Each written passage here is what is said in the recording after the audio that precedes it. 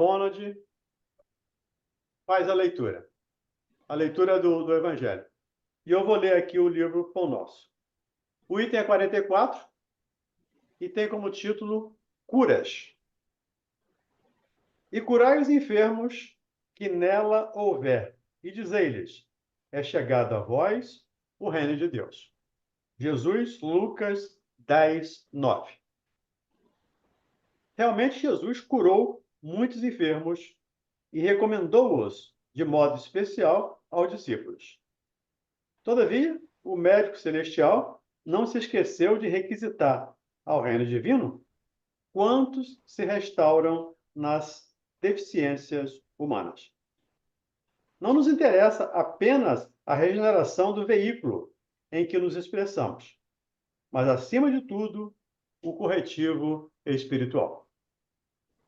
Que o homem comum se liberte da enfermidade, mas é imprescindível que entenda o valor da saúde.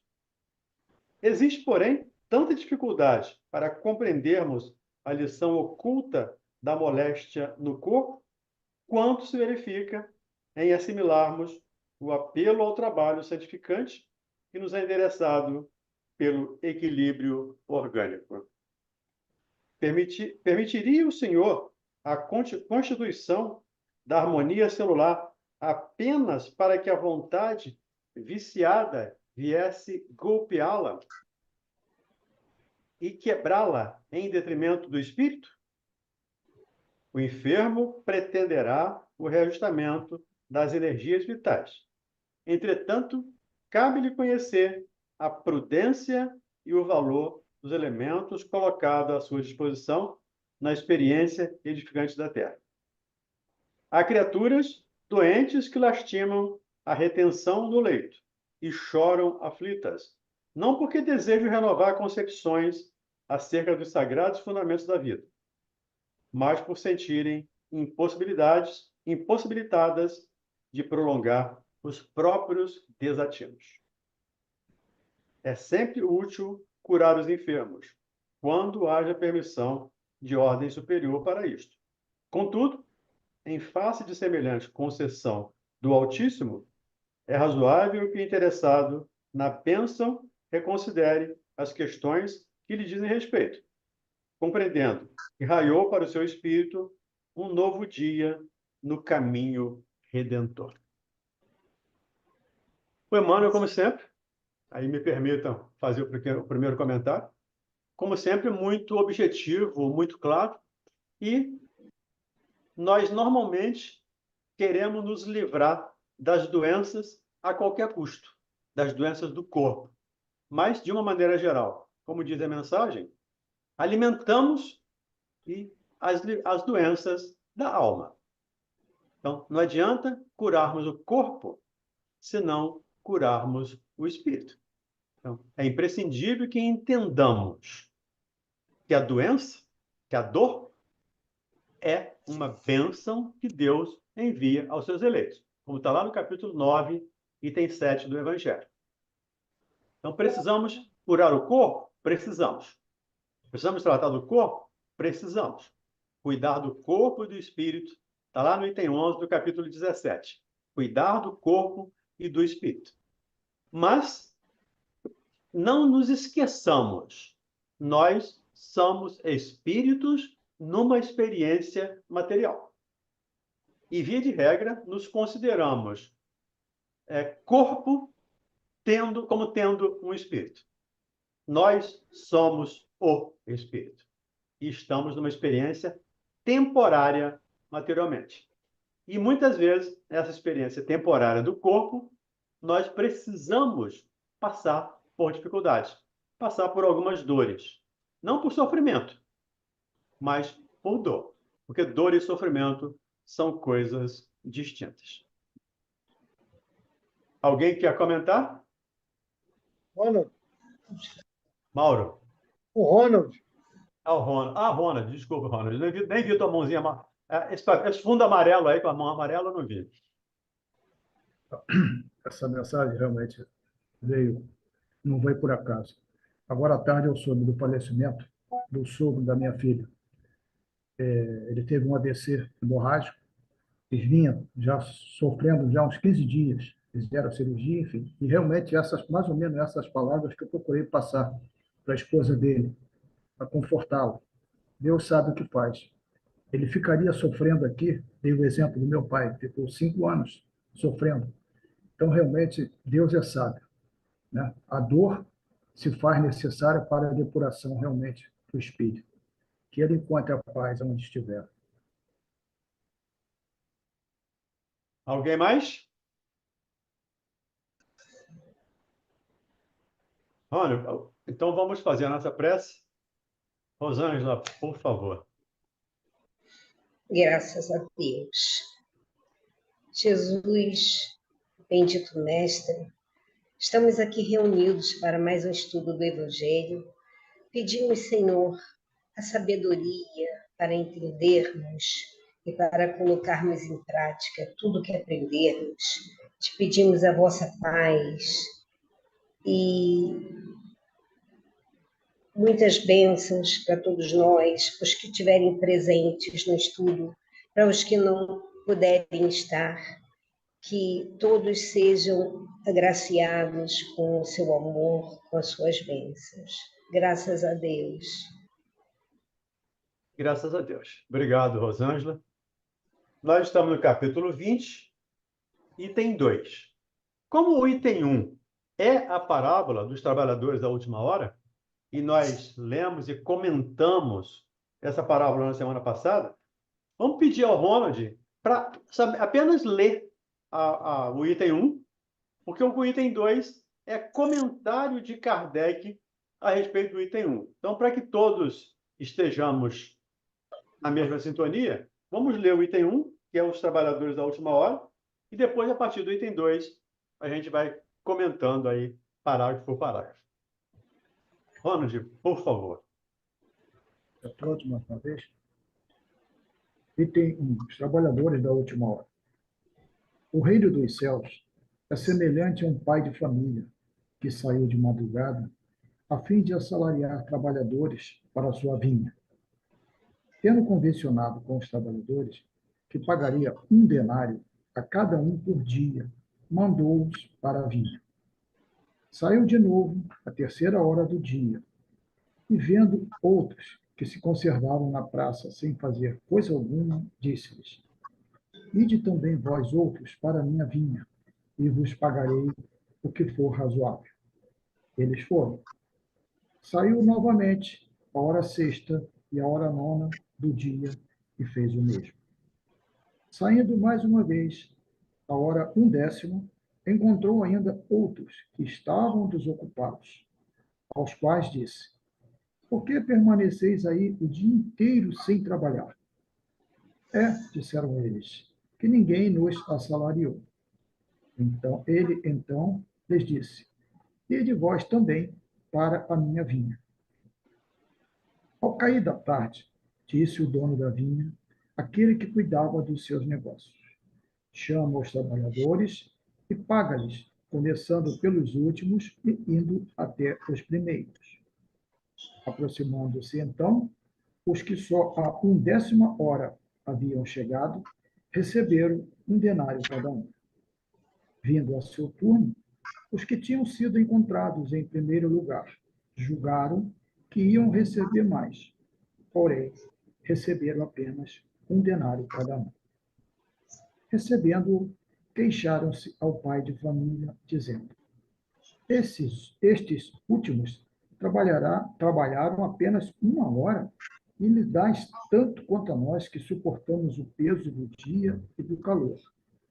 Mas, respondendo, disse o dono da vinha a um deles: Meu amigo, não te causo dano algum. Não convencionaste comigo receber 1 denário pelo teu dia? Toma o que te pertence e vai-te. Apraz-me a mim dar a este último tanto quanto a ti. Não me é, então, lícito fazer o que quero? Tens mau olho porque sou bom? Assim, os últimos serão os primeiros, e os primeiros serão os últimos. porque muitos são os chamados e poucos os escolhidos. A parábola, ele está em Mateus, versículo 20, de 1 a 16. Ele manda ver também a parábola do festim de bodas. Vamos agora de hoje. Instrução dos Espíritos. Os últimos serão os primeiros. O obreiro da última hora, ele tem direito ao salário, mas é preciso que a sua boa vontade o haja conservado à disposição daquele que o tinha de empregar e que o seu retardamento não seja fruto da preguiça ou da má vontade. Tem ele direito ao salário, porque desde a alvorada esperava com impaciência aquele que, por fim, o chamaria para o trabalho. Laborioso apenas, lhe faltava o labor. Lembrando aqui, voltando um pouco a comentário da semana passada, esse dono da vinha sai várias horas por dia. E dentro da cultura judaica, o dia começava às 6 horas e terminava às 18. Então, quando ele sai a primeira hora, ele sai a terceira hora, que são 9 da manhã, ele sai a terceira, a sexta hora, é meio-dia, a 1/10 às 5 da tarde. Então, ele sai o dia inteiro buscando esses trabalhadores. E, no final, ele contrata a todos aqueles que estavam à disposição.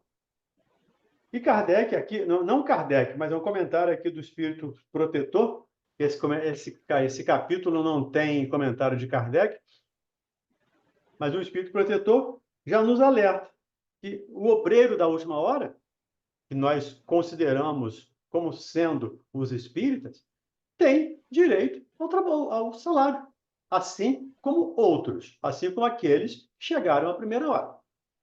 Mas a grande discussão aqui, a grande reflexão, discussão acho que não seria o termo, mas a reflexão é: esse trabalhador só terá direito ao salário se estiver estado à disposição do patrão para o contratar, se ele estivesse à disposição para servir a qualquer hora que fosse chamado.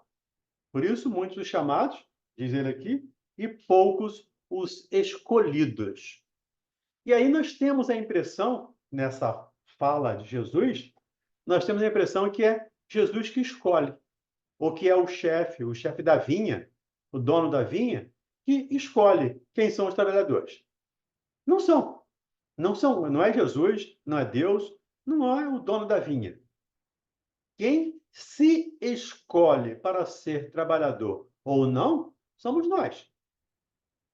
Eu costumo dizer que o Evangelho é escrito para nós singularmente, pessoalmente. Então, ele foi escrito para mim, para o Mauro, para a Marcela, para o Ronald. Ele foi escrito particularmente para cada um de nós. E aí a pergunta, ou a reflexão: nós estamos à disposição do dono da vinha? Nós temos estado à disposição do dono da vinha? Porque a gente está fazendo aqui, nós estamos aqui nos intelectualizando em termos de conhecimentos doutrinários. O intelectualizar-se, o conhecer-se, é importante, mas não é o principal fator para a nossa evolução, para o nosso crescimento, vou botar aqui aspas, para a nossa salvação. Nós precisamos, além de nos intelectualizar, além de conhecer, nós precisamos praticar. Quando estudamos lá o capítulo 6 do Evangelho, o Espírito de Verdade nos diz lá: espíritas, eis aqui o primeiro ensinamento, amai-vos. Mas eis aqui o segundo, que é semelhante ao primeiro, instruí-vos. Então, nós estamos nos instruindo, mas a essência da doutrina não é a instrução. A essência da doutrina é o amor. Lá no capítulo 11, item 8, tem a mensagem chamada a Lei do Amor, a mensagem de Lázaro, em que ele fala isso. O amor é o sentimento por excelência da doutrina cristã.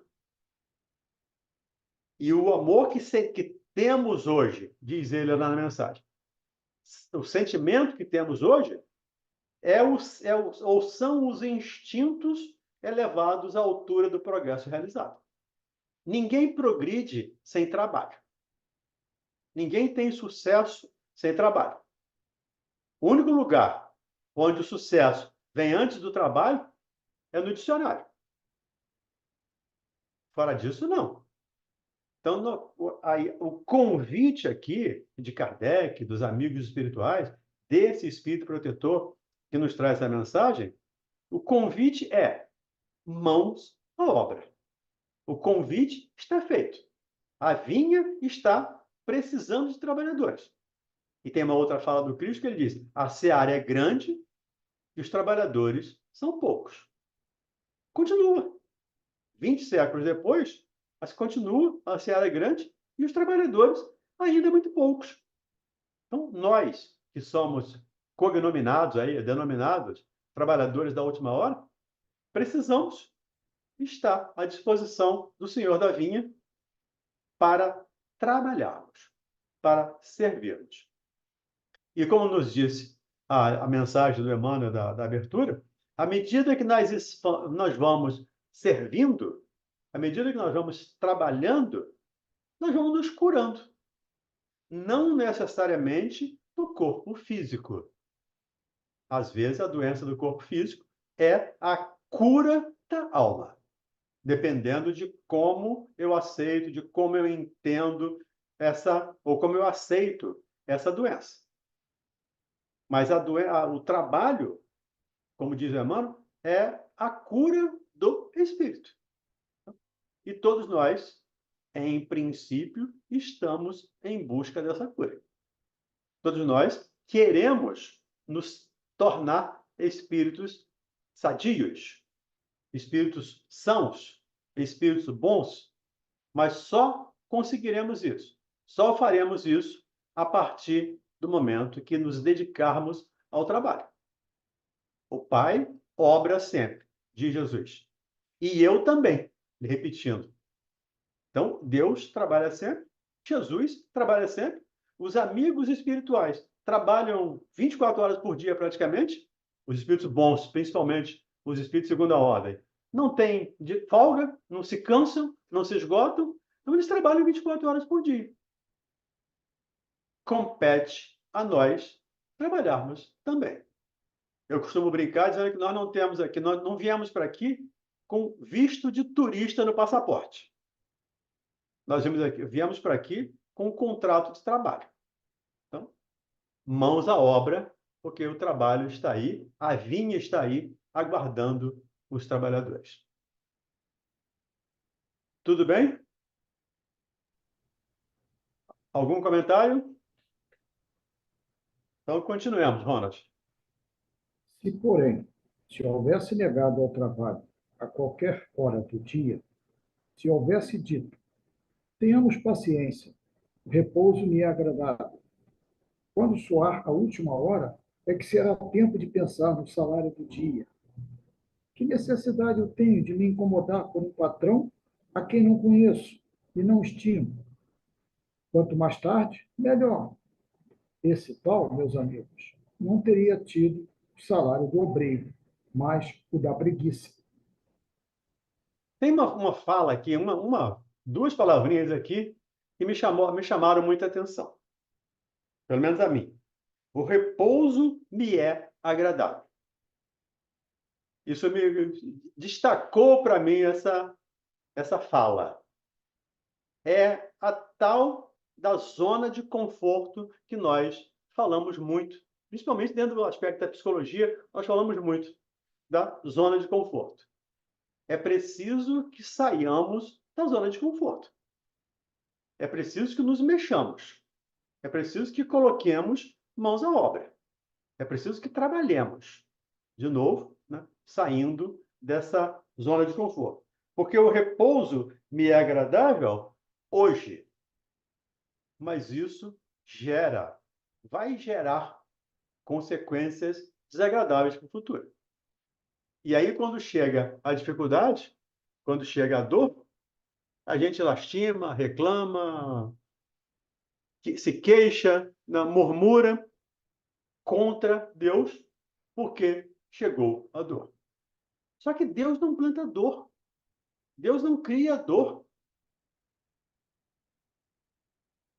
Ele nos criou para sermos felizes, para sermos perfeitos.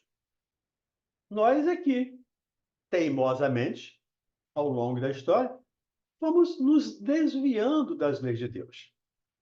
Vamos entrando num atalho. Tem uma estrada principal e tem um atalho. E nós entramos pelo atalho.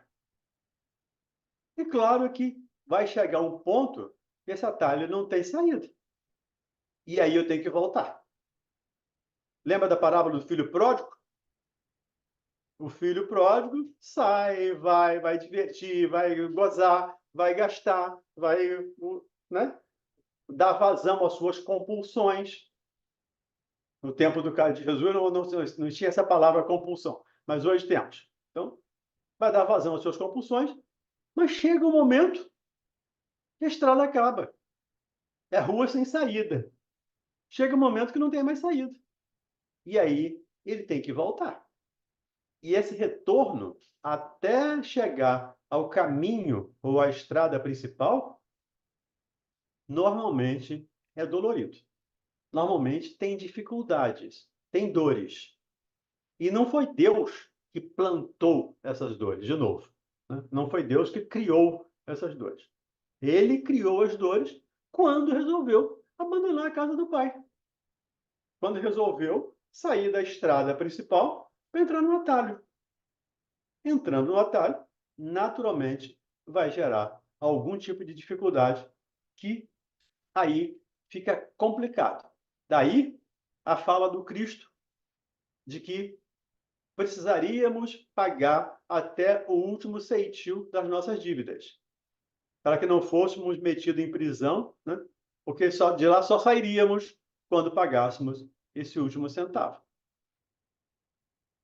Como o Evangelho foi escrito para cada um de nós em particular, em especial, cada um que olha para nós, cada um que olha para si e faça a reflexão. Estou à disposição? Estou trabalhando? Estou fazendo? Estou amando? Amando na medida do possível, obviamente. Ainda não temos capacidade de amar plenamente. Mas estou amando, estou servindo, estou respeitando, estou trabalhando.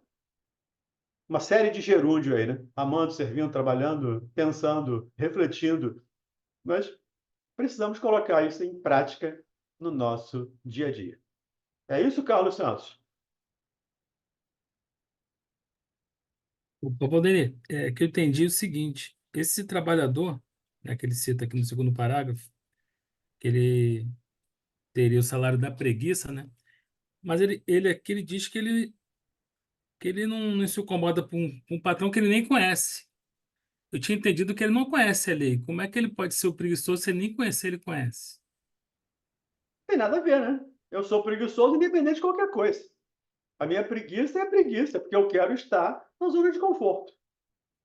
O Mas não outro, seria pior aquele que conhece e não. aquele que... Sim, com certeza. Ah, beleza. Com certeza. Aquele que conhece tem mais responsabilidade. E aí, Carlos e amigos, amigas, isso diz diretamente a nós, espíritas. Porque sem nenhuma crítica a outras filosofias, a outras crenças. Nenhuma crença, nenhuma filosofia, se quiser chamar de religião, chame, nenhuma religião tem os esclarecimentos que nós temos. Então, ninguém será tão responsabilizado como nós. É claro que aquele que conhece o patrão é muito mais responsável. Então, aquele que não conhece, ainda tem desculpa, eu não conhecia. De qualquer maneira, é preguiça.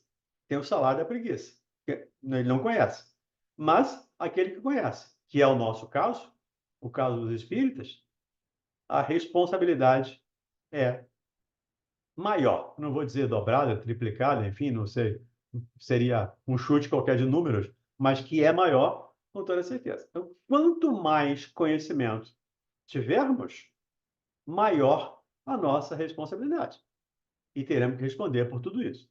Ainda agora estava num grupo de estudos, nós estamos estudando lá o Missionário da Luz. E eu estava falando da dificuldade do André Luiz, quando ele chegou ao nosso lar. Nós estamos estudando aqui, ontem estudamos aqui o nosso lar. André Luiz não conhecia nada disso. Então ele chega lá, ele é totalmente zerado, digamos assim, leigo. Mas nós conhecemos, porque o próprio André veio nos colocar, veio nos mostrar, veio nos colocar na nossa reflexão, nos convidar à reflexão. Então, isso, de novo, aumenta a nossa responsabilidade. Tudo bem? Continuamos, Ronald. Que dizer, então, daquele que, em vez de apenas se conservar inativo, haja empregado as horas destinadas ao labor do dia em praticar atos culposos, que haja blasfemado de Deus, derramado o sangue de seus irmãos, lançado a perturbação nas famílias, arruinado os que nele confiaram, abusado da inocência, que enfim se haja cevado em todas as ignomínias da humanidade? Que será desse? Basta-lhe-á dizer a última hora: Senhor, eu empreguei mal o meu tempo. Toma-me até o fim do dia, para que eu execute um pouco, embora bem pouco, da minha tarefa, e dá-me o salário do trabalhador de boa vontade? Não, não, o Senhor lhe dirá: eu não tenho presentemente trabalho para te dar. Mal barataste o seu tempo, esquecestes o que havias aprendido. Já não sabes trabalhar na minha vinha. Recomeça, portanto, a aprender. E, quando te achares mais bem disposto, vem ter comigo e eu te franquearei o meu vasto campo, onde poderás trabalhar a qualquer hora do dia. A gente pode traçar um paralelo interessante nesse estudo.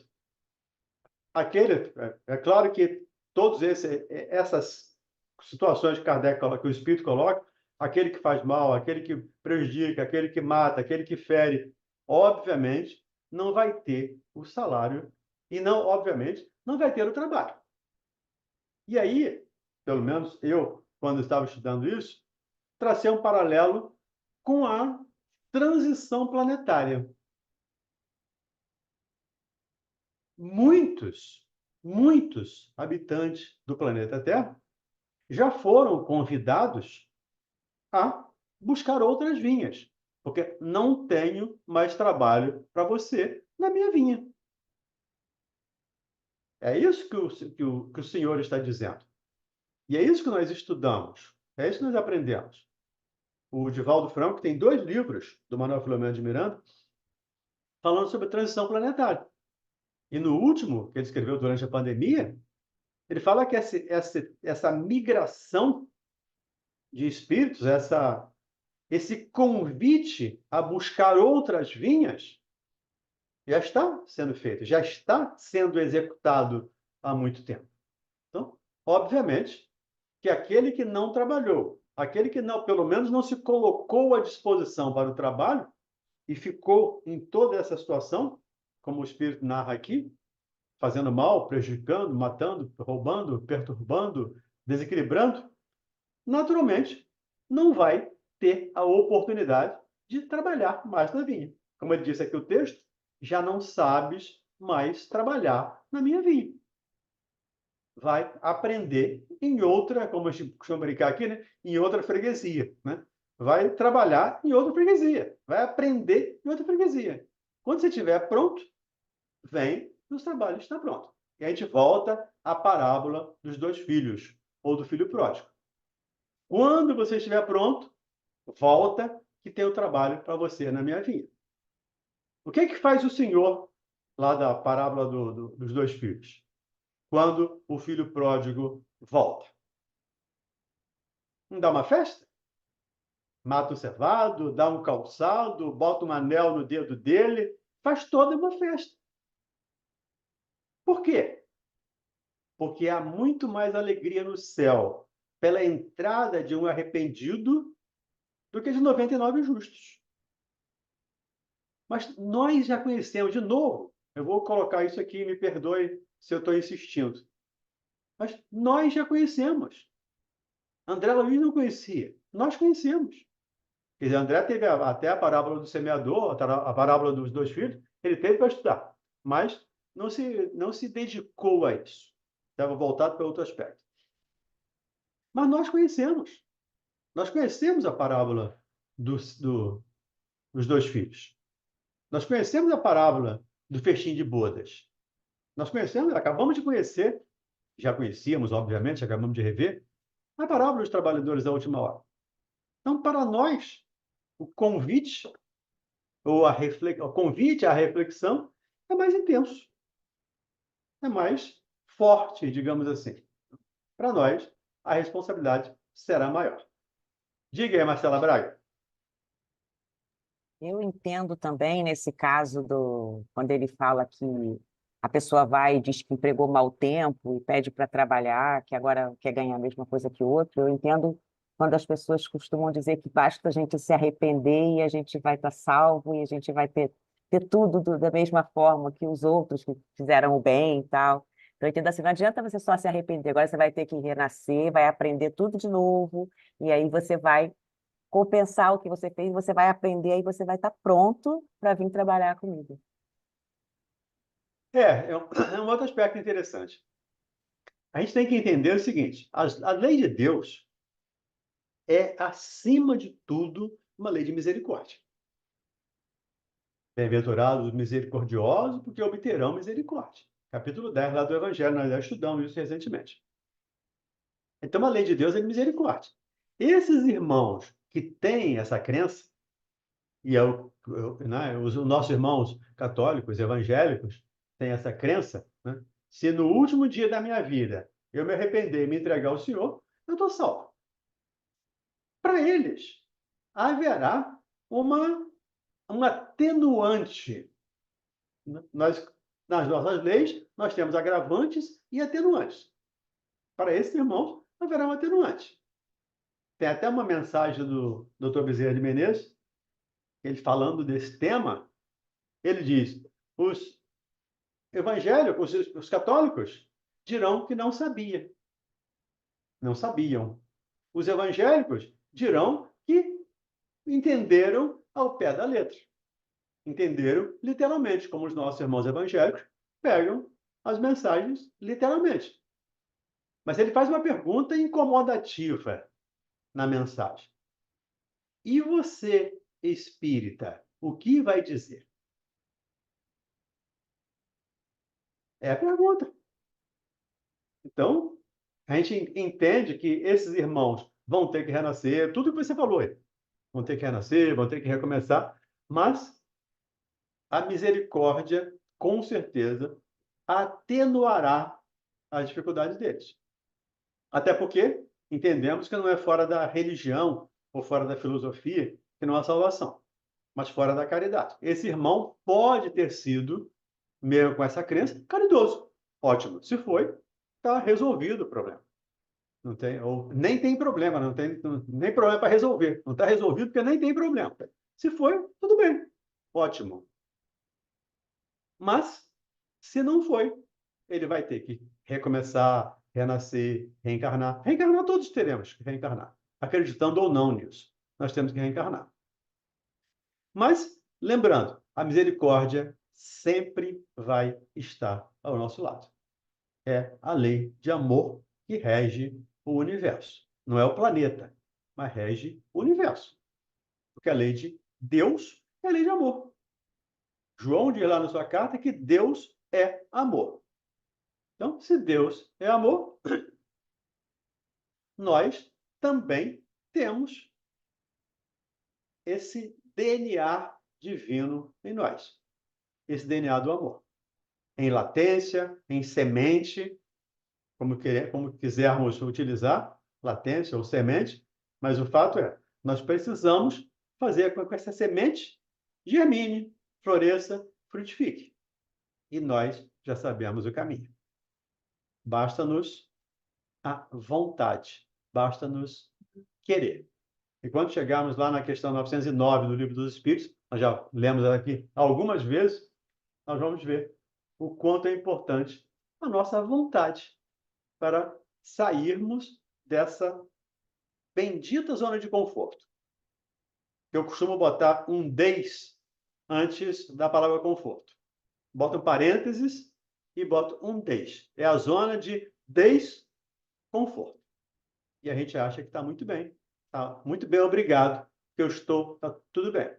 Não está, se nós não estivermos vinculados, ligados, unidos ao trabalho do bem, ao amor, ao servir, ao ajudar. E, de novo, não necessariamente numa religião X ou Y, mas estarmos dispostos a servir, dispostos a ajudar. Alguém mais? O pessoal está em choque, né? Não é para ficar em choque, não, gente.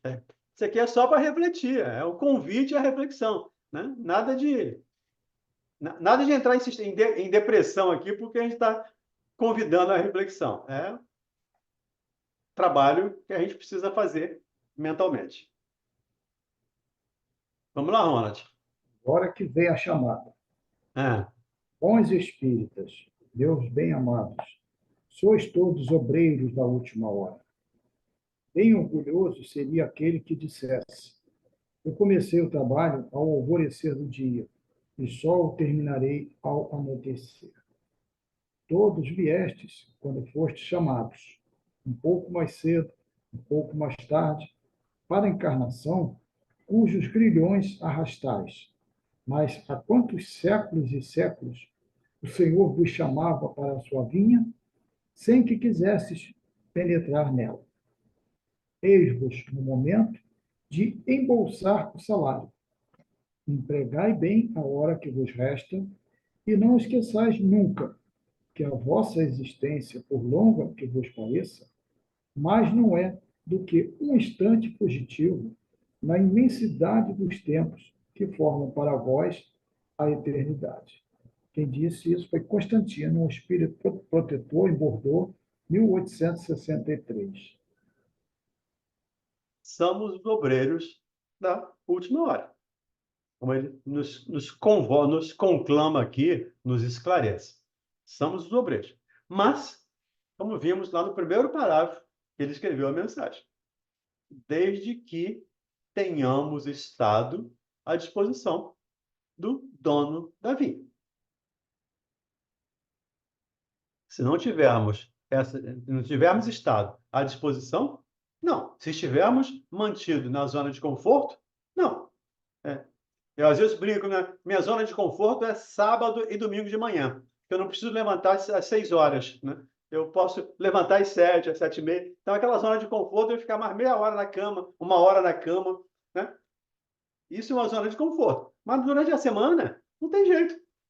Eu tenho que levantar às 6 horas, antes das 6. E a gente tem que trabalhar, tem que servir, tem que ajudar. Então, zona de conforto, às vezes, não nos conforta em nada. Ela, às vezes, nos atrapalha bastante. Continuemos? Vamos pegar o item 3, que é uma outra mensagem de um espírito trazendo sobre também o tema.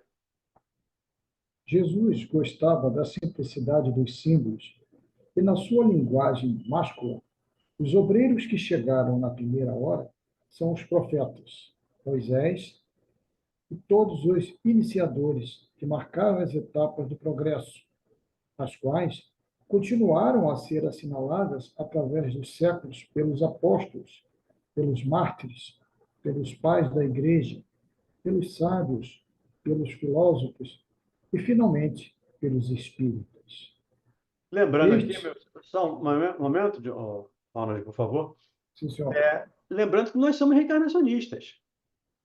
Então, esses profetas, como sendo aqui os primeiros trabalhadores, são me permita aqui, os segundos, os terceiros, os quartos, ou podem ser, pelo menos, os últimos. Porque eles vêm se repetindo. A gente vai percebendo, entendendo que esses primeiros cristãos, não, os primeiros profetas, os primeiros convidados para o festim de bodas, são os profetas. Mas, ao longo do tempo, eles vão reencarnando, então, além de ser o primeiro, podem ser também os últimos. Isso nos dá um conforto. Sabemos, nós começamos a obra lá na primeira revelação, recomeçamos na segunda e estamos terminando na terceira. Me permita aqui o verbo terminar. Estamos terminando porque a doutrina, segundo Jesus, é o Consolador prometido que ficaria conosco eternamente, que ficaria conosco para sempre. Então, nós vamos terminar a nossa missão, o nosso trabalho de aperfeiçoamento espiritual, sob a égide do Consolador prometido, sob a orientação da doutrina espírita. Então, podemos ser, não estou dizendo que somos, tá? Mas podemos ser os primeiros, os segundos, os terceiros, os últimos. Quem sabe não estávamos lá no tempo de Moisés, lá no Êxodo? Quem sabe não estávamos lá construindo aquele bezerro de ouro, juntando a nossa joia para construir bezerro de ouro? Muito possível. É a zona de conforto. Eu preciso de um Deus que eu vejo, que eu toque, que eu sinta. Não é um Deus invisível. Essa era a crença do politeísmo da egípcio, que eles absorveram.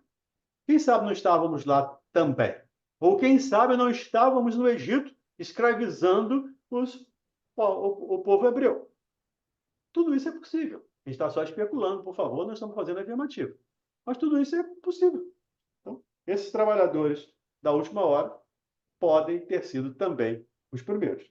Mas, como eu disse aqui, Jesus gostava da simplicidade e dos símbolos, da sua linguagem máscula. Os obreiros que chegaram na primeira hora são os profetas, Moisés e todos os iniciadores que marcaram as etapas do progresso, aos quais continuaram a ser assinaladas, através dos séculos, pelos apóstolos, pelos mártires, pelos pais da igreja, pelos sábios, pelos filósofos e, finalmente, pelos espíritas.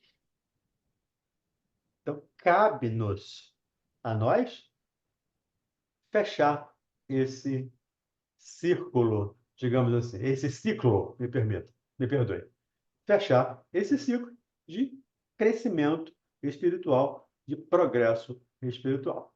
Diga aí, Mauro Medeiros.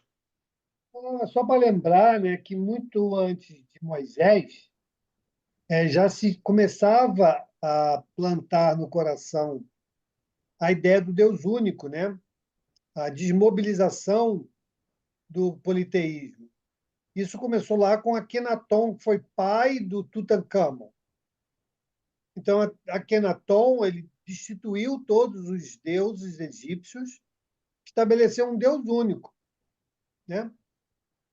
E aí aquilo causou muito desconforto, porém, os hebreus que já eram aprisionados egípcios foram submetidos a nova forma de adoração, né, do Deus único. Por isso os hebreus eles cultuavam um Deus único, né, que anteriormente eles ainda estavam submetidos à ideia de muitos deuses, né? Então foram gerações que foram sendo formadas com essa ideia. Para quê? Tudo tem um degrauzinho, né? Quando, então, eles são libertos, eles já cultuavam o Deus único, né? E assim vem progressivamente até os dias de hoje. Então, quando ele fala que todos aqueles que colaboraram, de fato, tiveram muitos antes mesmo de Moisés. É que não surgiu a época de Moisés, né? Senão nós teríamos aí um hiato de tempo que ficaria sem explicação. Como é que os hebreus começaram a nutrir a ideia de um Deus único se todos os povos da época cultuavam múltiplos deuses, que era a cultura natural, né?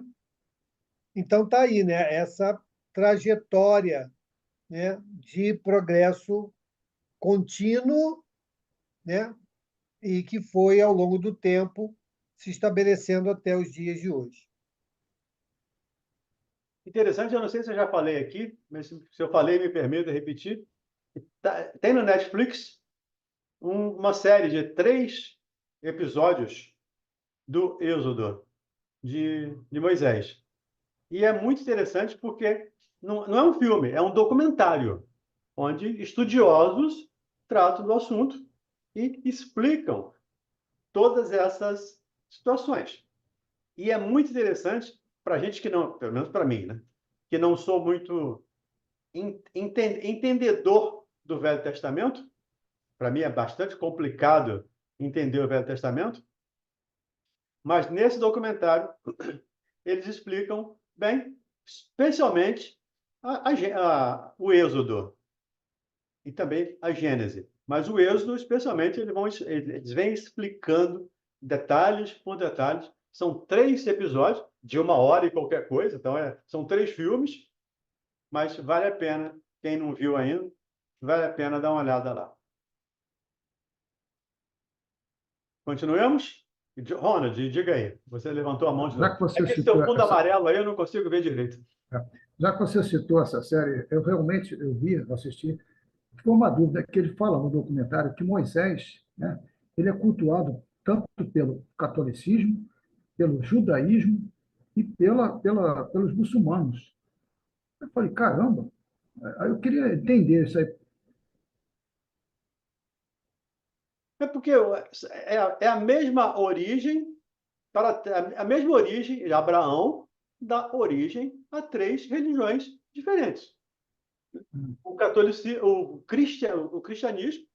cristianismo, não. Antes do cristianismo, o judaísmo. Judaísmo. Depois, o cristianismo com Jesus, que pega também descendente de Abraão. E um pouco mais tarde ainda, o islamismo, né? Os muçulmanos, que também são descendentes de Abraão. Tanto é que Jerusalém, é a capital, digamos assim, das 3 religiões: do judaísmo, do cristianismo e do islamismo. Todos têm a mesma origem, todos têm a mesma raiz. Da mesma raiz saíram 3 brotos, 3 galhos diferentes, mas tendo a mesma origem. Ok, obrigado. Vamos lá, Vemos? podemos.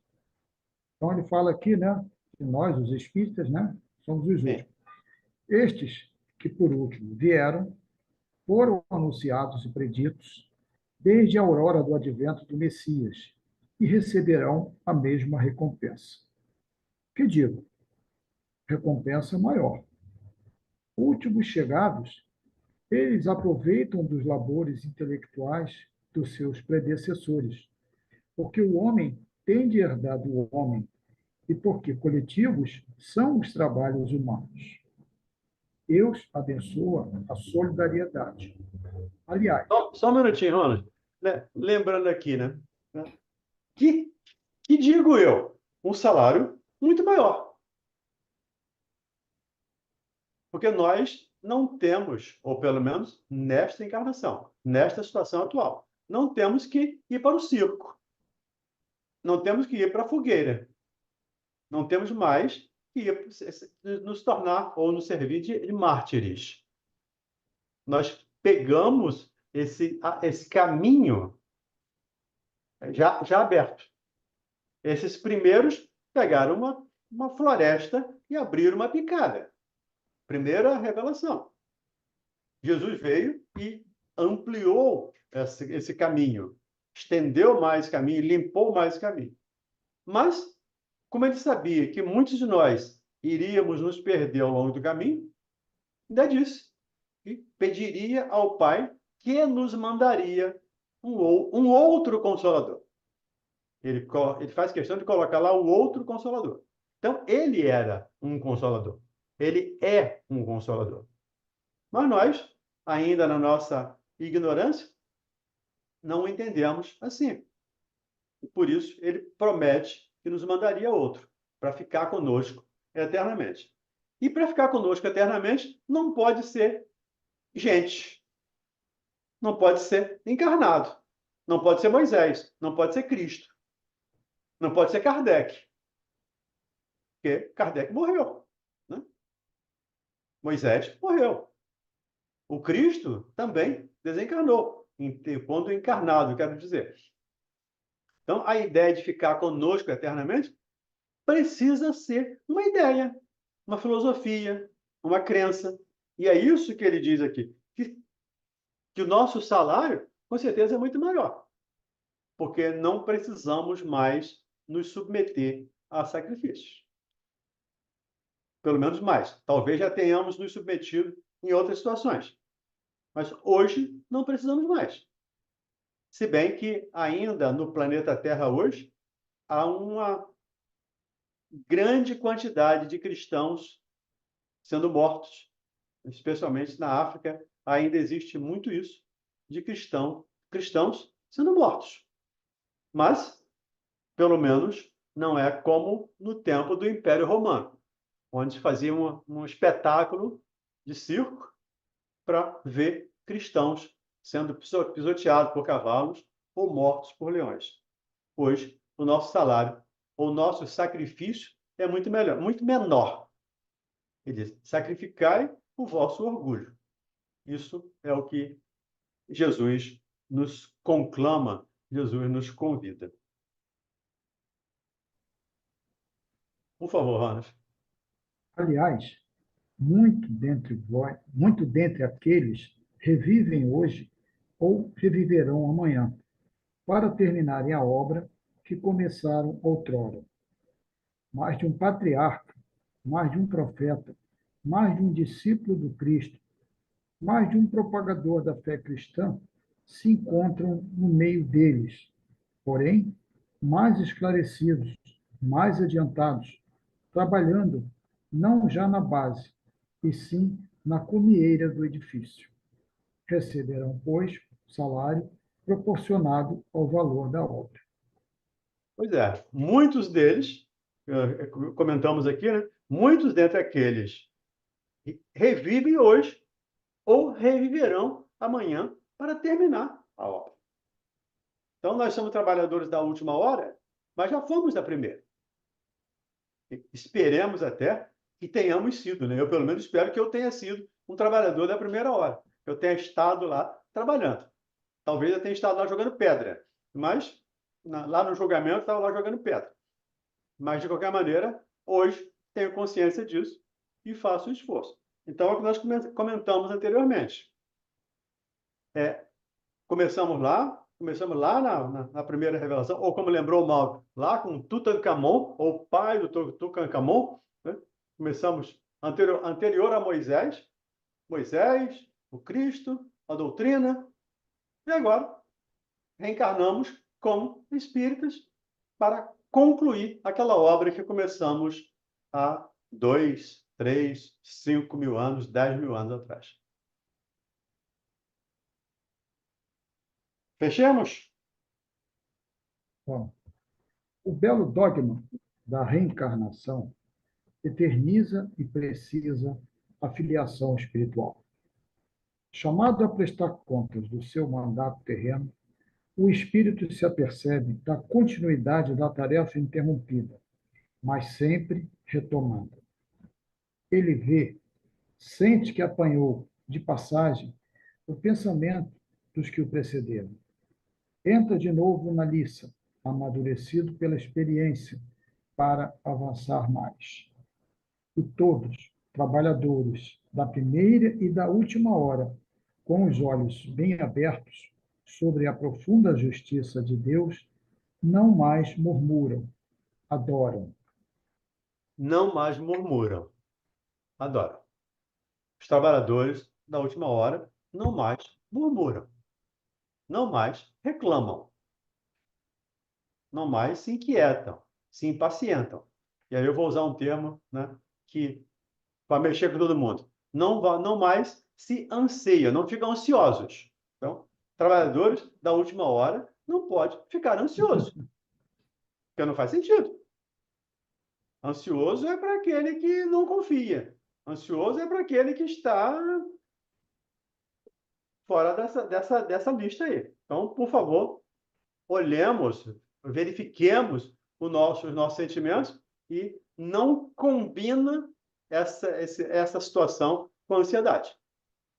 Lembrando aqui a fala do Cristo. Não vos ansieis pelo que há de comer ou de vestir. Porque os pássaros não semeiam, não colhem, enfim, o texto evangélico continua. Então, irmãos, nada de ansiedade. Confiemos. É muito importante que confiemos. Por mais difícil que nos pareça, se chegou até nós, como vemos aqui, chegou até você, é seu. Então, embrulha e leva, porque é seu. Tudo bem? Fechamos, João Rosa? Vamos fechar esse último parágrafo aqui. Tal um dos verdadeiros sentidos desta parábola, que encerra, como todas as de que Jesus se utilizou, falando ao povo, o germe do futuro, e também, sob todas as formas, sob todas as imagens, a revelação da magnífica unidade que harmoniza todas as coisas do universo, da solidariedade que liga todos os seres presentes ao passado e ao futuro. Quem disse isso foi Henri Heine, em Paris, 1863. O resto foi um poeta alemão que viveu de 797 a 1856. Eu fui buscar aqui a história do nosso mensageiro aqui. É isso aí, gente. Confiemos, trabalhemos e confiemos. Porque não estamos soltos no espaço, não estamos soltos no universo, não há acaso em nenhuma situação, em nada que nos acontece há acaso, tudo há uma razão, tudo há um porquê. Então, compreendamos, entendamos isso e vivamos da melhor maneira possível. Mauro, 58, passa a bola para você. Obrigado, Valdemir, companheiros. Só ressaltar, né, que esse capítulo do Evangelho é um convite ao trabalho, né, a todos nós. Então, não importa que momento estamos chegando na vinha, né, vamos fazer o nosso melhor no horário que nos está sendo oportunizado. Então, não existe aquele que não possa trabalhar, não existe aquele que não possa colaborar, não existe aquele que não possa servir. Nós só precisamos nos dispor a isso. E, na medida das nossas forças, os trabalhos acontecerão naturalmente. Então, a reflexão, mais uma vez, uma reflexão pessoal, né, que vai ouvir também uma resposta de foro íntimo, para que possamos nos estimular à obra que nos está sendo apresentada. Então, agradeço a todos aí por mais um dia de encontro. Vamos, então, fazer a nossa prece de encerramento. Vamos pedir ao nosso irmão Carlos, você faz a nossa prece? Por favor. Na semana que vem, então, nós daremos continuidade no item 4, Missão dos Espíritas. Perfeito. Capítulo 20, item 4. Por favor, Carlos.